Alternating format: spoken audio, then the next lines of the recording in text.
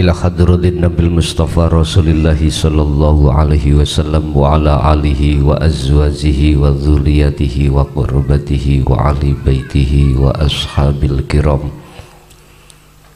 wa ila jami'il anbiya wal mursalin wal awliya wa syuhada wa salihin wa tabi'ina tabi'ina salihina ila yaumiddin, khususan jami'i masayikhi wabil khusus Bahyai Faqih As'ari wa dzurriyyatihi wa zawjihi wa talamidihi wa ila jami'il anbiya wal mursalin wal awliya wa syuhada wa salihin wa ila abaina wa ummatina wa azdadina wa masyaikhina wa auladina wa azwajina wa dzurriyyatina wa ahli baitina wa jami'i man tabi'ana, khususan jami'il arwah fi hadhil majlis wa ghairuhum lahumul fatihah. A'udzu billahi minasyaitonir rajim.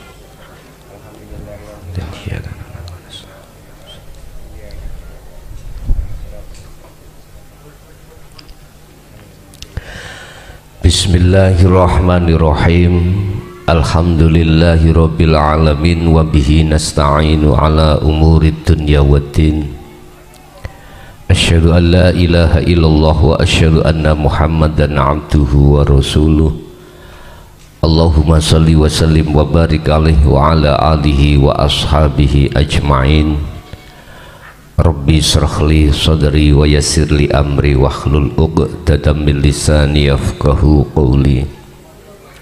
Qala Allah Ta'ala fi kitabihil karim, a'udzu billahi minasyaitonir rajim. Bismillahirrahmanirrahim. Ya ayyuhalladzina amanu udkhulu fis-silmi kaffah wa la tattabi'u khutuwatis syaiton innahu lakum 'aduwwum mubin. Amma ba'd.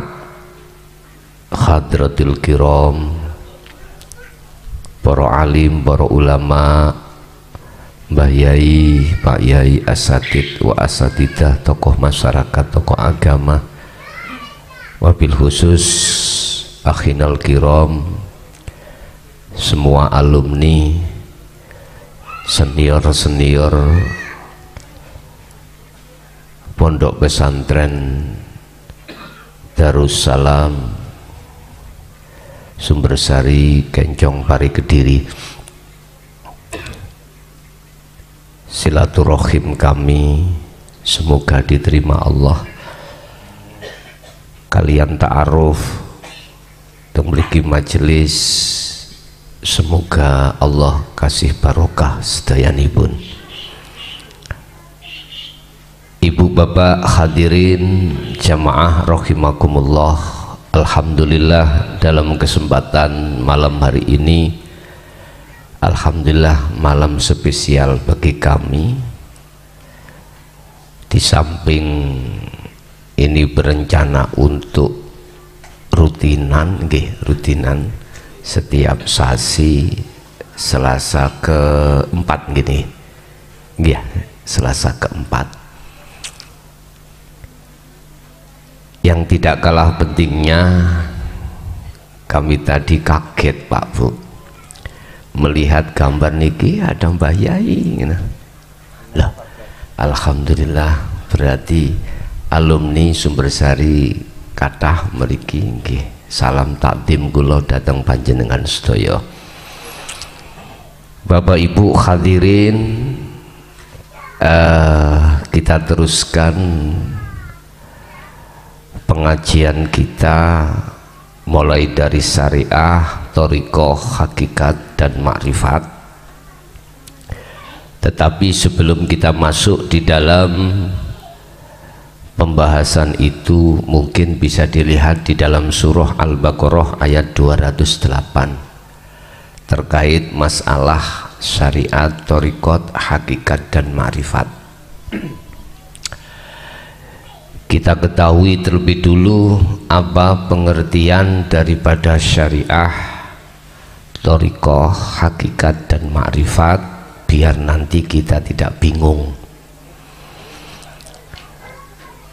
Wahai orang-orang yang beriman, ya ayyuhalladzina amanu udkhulu do mlebu sira kabeh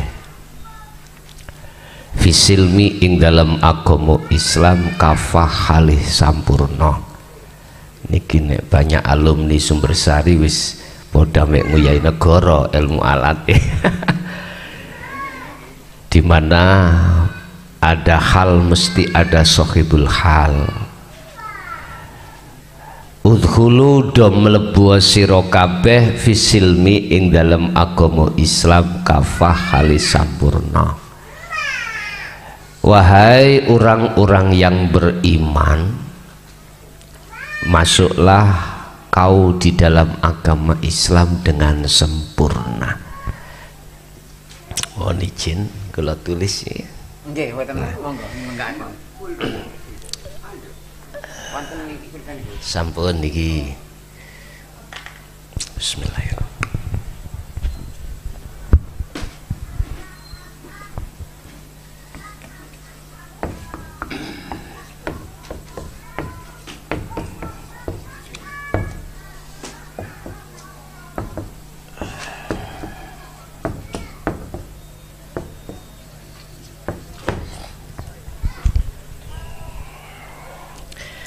Tahapan-tahapan di dalam hamba Allah yang khususnya di dalam innatina indallahil Islam itu kita pertama dimasukkan dalam Islam, agama Islam.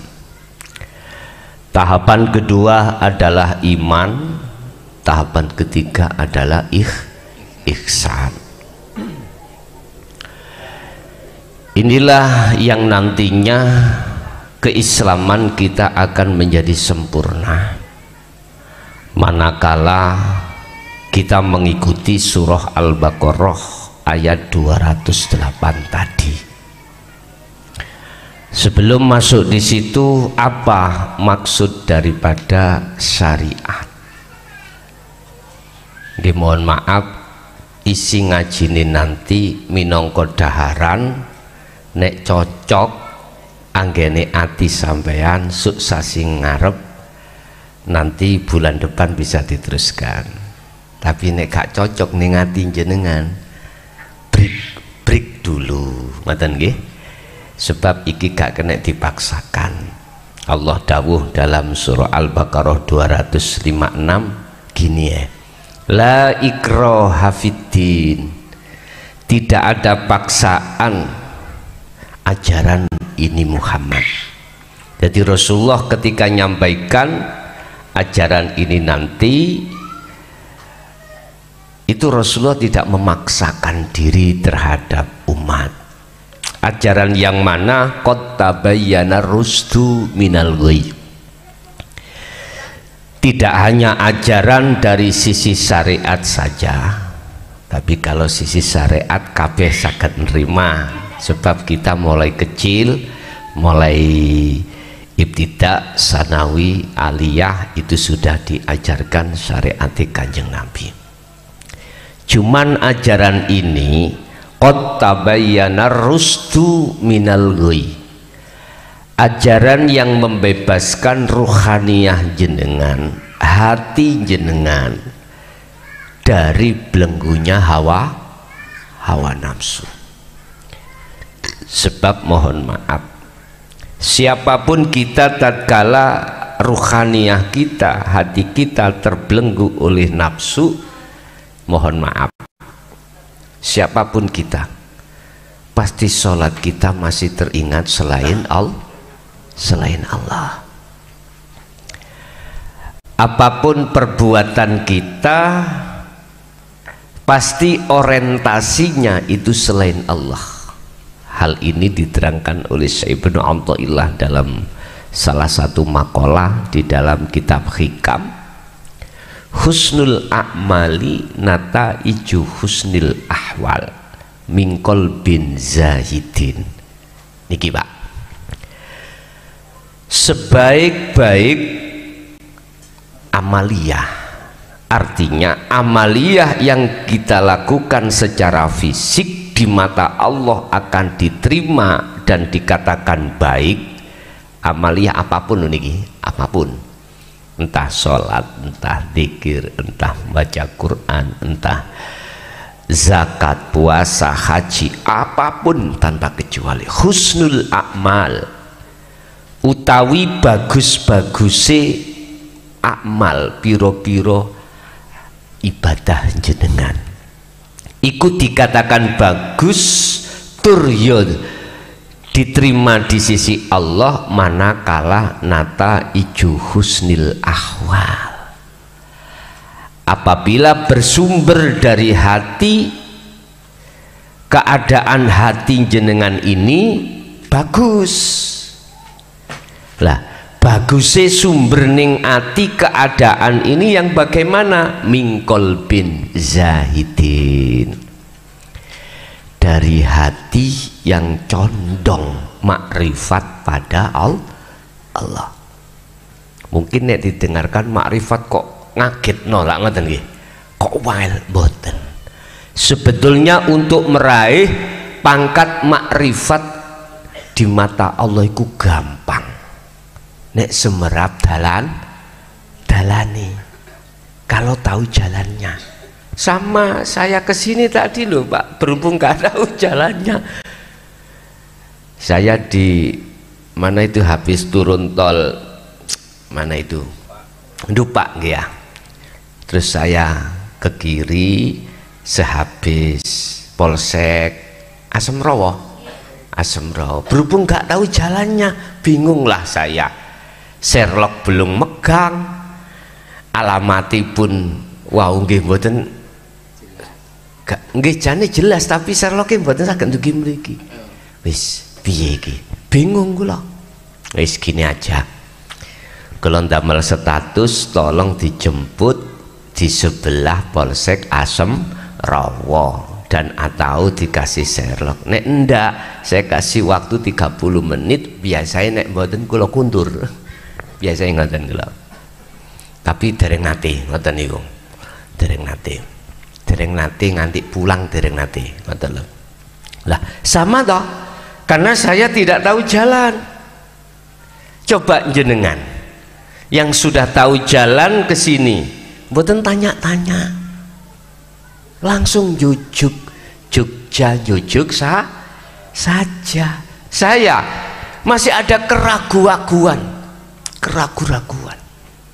Lah ini pernah dialami oleh nenek moyang Kanjeng Nabi, yaitu Nabiullah Ibrahim alaihissalam di dalam surat Al-An'am 76, 77, 78. Ketika beliau ini memakrifatkan terhadap Allah, sempat beliau ini ngalami proses kebingungan. Mohon maaf, mosok Kanjeng Nabi ku bingung.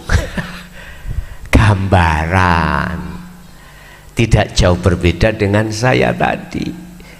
Ketika beliau melihat bulan, saat itu mungkin ini Allah ya, bintang mungkin ini Allah ya. Itu kan masih belum tahu lagi itu Pak nggih, masih tanya ya. Tapi ketika saat siang datang, bulan bintang nggak ada, bukan, berarti bulan dan bintang bukan Allah, karena dia nggak ada. Wong sifatnya Allah itu kekal kok. Akhirnya siang bertemulah matahari. Sama saknaliko ketika itu beliau itu mempunyai dzon, mungkin ini Allah lebih terang, lebih besar. Tapi ketika saat guru syamsi, surupnya srengenge, tenggelamnya matahari nggak ada, bukan. Akhirnya bertemulah surat Al-An'am 79, inni wajjahtu wajhiya lilladzi fataras samawati wal arda hanifan wa ma ana minal musyrikin. Letaknya beliau bukan termasuk golongan orang yang menyekutukan Allah ketika saat ini wajah wajiyah, sesungguhnya ku arahkan wajah ruhku pada wajah Allah. Nah inilah nanti pembahasan kita ketika saat ada di hakikat ma'rifat di sini. Cuman saya terangkan kembali dulu pengertian syariat itu apa sih. Bapak Ibu, saya umpamakan gini, saya hadir ke sini ini syariat saya pakai mobil, dan ada yang pakai sepeda, terserah. Jalannya mobil, torikohnya atau jalannya ya aspalan daratan, kan nggak mungkin mobil disuruh lewat laut. Beda kalau laut berarti kendaraannya adalah kapal. Lah, hakikat saya apa kesini? Diartikan hakikat adalah tujuan. Tujuan saya dari rumah kemana? Ke Surabaya. Untuk apa? Untuk ngaji, ta'aruf. Untuk ta'aruf terhadap panjenengan, silaturahim. Itu tujuan. Umpama saya kembalikan pada Allah sekarang, apa syariat kita pada Allah? Otomatis mengikuti syariat kanjeng Nabi. Mana syariat kanjeng Nabi? Seluruh ilmu pengetahuan tentang apa yang akan kita laksanakan. Contoh sholat iku wonten ngelmuni badan wonten toh, bagaimana caranya kita sholat secara syariat dengan benar, ilmunya lah harus kita pahami. Berarti kita ke pondok, kalau enggak ke pondok isna langgar guru-guru yang membahas tentang ilmu syariah. Caranya sholat itu gini, ada syarat sahnya sholat, ada rukun sahnya sholat. Sudah kita ketahui. Thariqahnya mana? Jalannya mana? Ilmu tentang sholat itu disebut syariah. Ilmu tentang zakat itu disebut syariah. Ilmu tentang haji dan lain sebagainya, apapun itu disebut syariah. Berarti bisa saya katakan sebuah sistem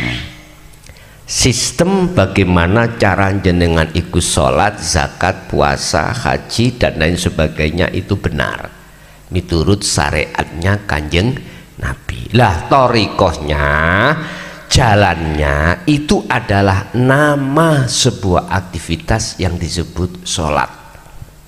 Contoh sholat, berarti nama sholat yang diberikan Allah terhadap kanjeng Nabi dan terhadap kita sebagai umatnya, yang satu hari satu malam itu bertemu 50 waktu, yang sekarang menjadi 5 waktu. Itulah jalan, itulah thariqah. Saya tidak bicara thariqah muktabaroh mulai A sampai Z loh Pak nggih, mboten. Saya katakan thariqah yang secara hakikatnya seperti ini secara khusus. Pun. Terus tujuan hakikat sampai sholat iku nyapo? Innallaha huwa rabbi wa rabbukum fa'buduh hada siratum mustaqim. Surat Maryam 36. Wa qala aidan wa ma khalaqtul jinna wal insa illa liya'budun. Berarti menyembah. Nggih mboten? Kita, tujuan kita adalah menyembah. Menyembah itu tidak bisa dipisahkan dengan bertemu. Bahasa fa'buduh,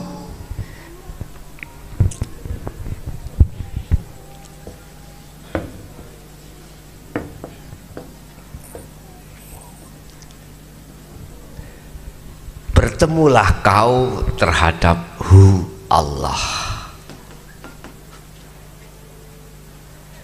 Iki kan nyembah.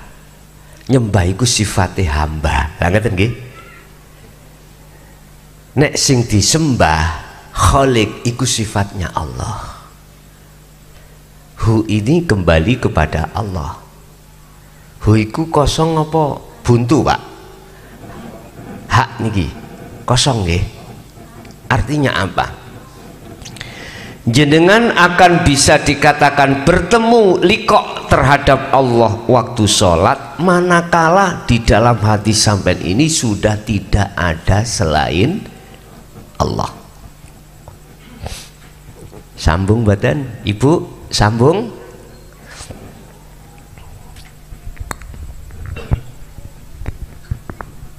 Kalem-kalem nggih. Ngajine iki mboten kenging dipeksa.